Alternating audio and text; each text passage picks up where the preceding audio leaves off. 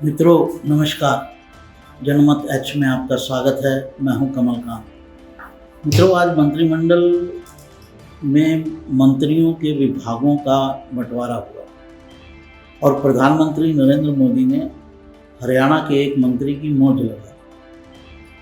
वो मंत्री हैं मनोहर लाल और उनको दो बड़े बड़े विभाग दिए गए हैं और इन दोनों अगर मिनिस्ट्रीज के बजट को मिला दिया जाए तो लगभग 1 लाख करोड़ रुपए के इनके बजट हैं। कैपिटल और रिवेन्यू दोनों तरह के मिलाकर तो विभाग कितने बड़े हैं उसका अंदाज़ा इस बात से होता है।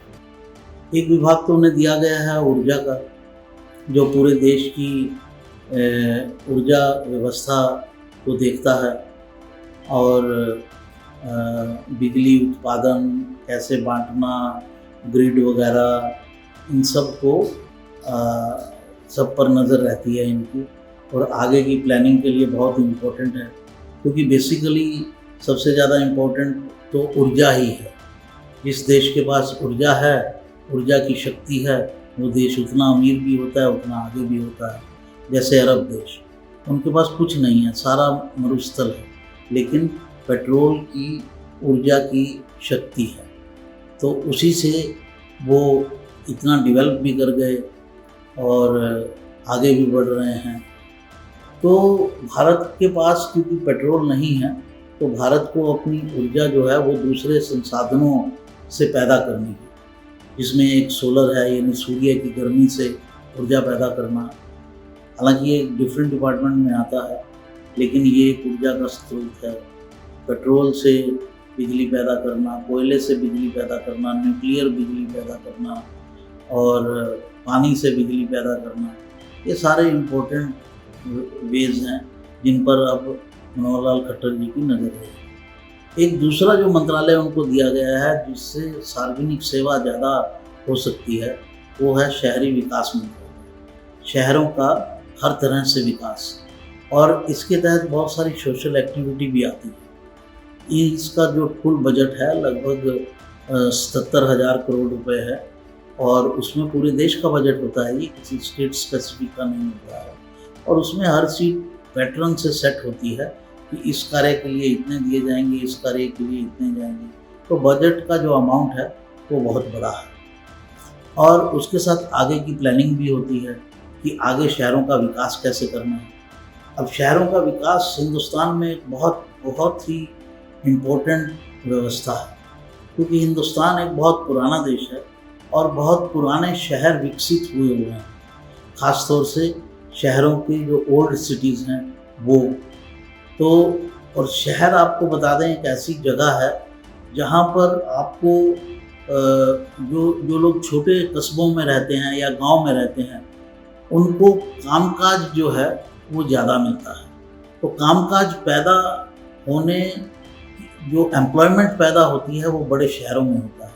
इसलिए शहरों का विकास ज़रूरी है, नए शहर बसाने ज़रूरी होते हैं। फिर शहरों में जो खामियां रह गई हैं, जो अब शहर के विकास में कुछ ऐसी चीज़ें होती हैं जो बाधा बनती हैं, तो उनको कैसे ठीक करना है। एक कंसेप्ट चला था स्मार्ट सिटी कंसेप्ट, तो स्मार्ट सिटी बनाने के बहुत पैरामीटर्स तय किए गए थे, उनको कैसे इम्प्लीमेंट करना है। आज तक तो मेरे ख्याल नरेंद्र मोदी की सरकार में एक भी स्मार्ट सिटी नहीं बनी जो मॉडल के तौर पर ही बनी हो।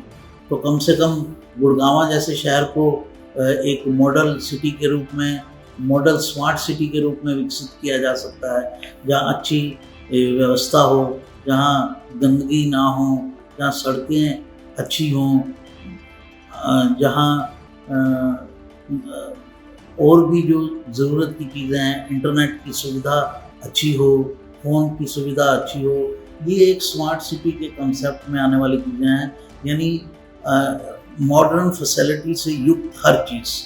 अगर आपको देश को मॉडर्नाइज करना है तो देश के मॉडर्नाइज करने का चेहरा क्या होगा?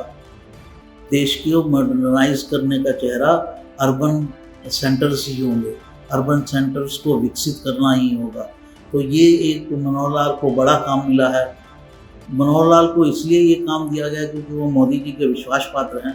पिछले दिनों मोदी जी का इस बात को लेकर खासा एक बात भी हुई कि उन्होंने गुड़गांव के आसपास एक रैली की, उसमें मनोहर लाल जी को अपना मित्र बताया पुराना कि हम कैसे लोग ट्रैवल किया करते थे, और अगले दिन मनोहर लाल जी को हटना पड़ गया। तो उसको लेकर काफ़ी हल्के फुल्के तरीके से चर्चाएं भी हुई। लेकिन अब मोदी जी ने दिखा दिया है कि वो उनके कितने खास मित्र हैं, और उनको लोकसभा से लाया गया और पहली बार में ही उनको कैबिनेट में इतना ऊंचा स्थान दिया गया। पहली बात तो कैबिनेट मंत्री बनाया गया, दूसरी बात कि कैबिनेट में इतना ऊंचा स्थान दिया गया कि उन्होंने 9वें नंबर पर शपथ ली। मैं आपको बता दूं साथियों, ये इनफॉर्मल या बिना कहे ये माना जाता है, ये समझा जाता है कि जो मंत्री जिस नंबर पर शपथ लेता है, आप देखेंगे कि कैबिनेट की जो मीटिंग हो रही होती है उसमें चेयर भी वैसे ही लगी होती है। मोदी जी के बाद, प्रधानमंत्री के बाद राजनाथ सिंह की चेयर, दूसरी तरफ अमित शाह की चेयर, फिर एक इधर सीनियर बैठता है, एक इधर सीनियर बैठता है, ऐसे सीनियर लोग बैठते चले जाते हैं। तो काफ़ी सीनियर पद दिया है। अपने मुख्यमंत्री काल में जो मनोहर लाल खट्टर ने किया वो लोगों को बहुत ज़्यादा अट्रैक्ट नहीं किया। उसका कारण ये था कि ये मैं पहले भी 1-2 वीडियो में कह चुका हूँ कि उनके पास एक नरेटिव बनाने वाली टीम नहीं थी। सोशल मीडिया कैसे हैंडल किया जाता है और सोशल मीडिया से कैसे नरेटिव बनाया जाता है कि ये व्यक्ति काम का व्यक्ति है। देखिए, अगर हम किसी नेता को जो अच्छा काम कर रहा है अगर उसको डाउन करते हैं तो हम एक अच्छा नेता खोते हैं। ये पूरे समाज का लॉस होता है, पूरी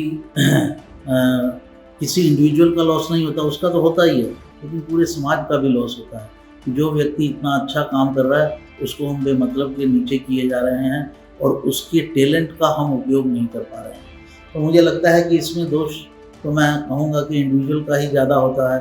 वो अपना नैरेटिव सेट नहीं कर पाए, खर्ची पर्ची जैसी व्यवस्था को रोककर, ट्रांसफ़र पोस्टिंग में करप्शन को रोककर, डिजिटल प्लेटफॉर्म बनाकर, आज डिजिटल प्लेटफॉर्म बनाने में लोगों को हो सकता है कुछ प्रॉब्लम हर फेस कर रहे हों, लेकिन वो एक बड़ी अच्छी व्यवस्था है। आप घर में बैठे हैं, आपका बेटा या आप स्वयं जानते हैं तो आप, नहीं तो आपका बच्चा, बेटा या बेटी आपको सरकार पे डाल रहे हैं कि मेरे को ओबीसी का सर्टिफिकेट चाहिए, और ओबीसी का सर्टिफिकेट आपके कंप्यूटर पर आ जाता है। तो आपको कहीं चंडीगढ़ या कहीं शहर के या ब्लॉक के हेडक्वार्टर पर धक्के खाने की जरूरत नहीं है।